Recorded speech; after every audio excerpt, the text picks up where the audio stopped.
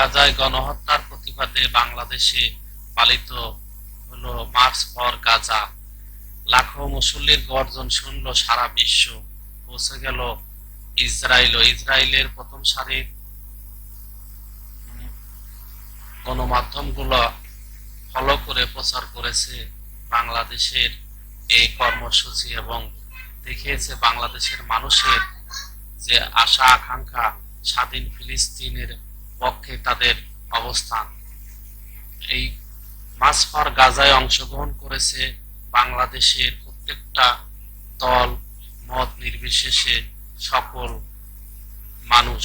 সেখানে নেতৃত্ব দিয়েছে বিশ্বনন্দিত মুফাসসিরে কোরআন আজহারীর মতো বিশ্ব আলেমে দ্বীন এবং প্রত্যেকটা দলের প্রথম সারির নেতারা নেতৃত্ব দিয়েছেন এবং এই কর্মসূচি থেকে তারা ঘোষণা করেছে যে আমরা ফিলিস্তিনকে স্বাধীন রাষ্ট্র হিসেবে দেখতে চাই এবং অবিলম্বে গণহত্যা বন্ধ করতে হবে।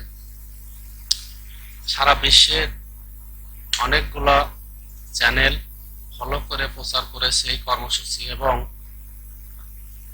ইসরায়েলের গণমাধ্যম প্রচার করেছে বাংলাদেশের এই লাখো মুসল্লির আন্দোলন মুহূর্তগুলো।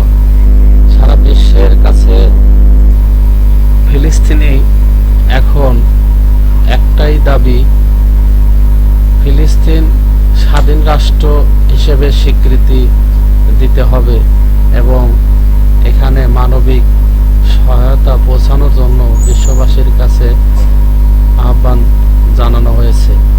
মুসলিম নিধনে ইসরায়েল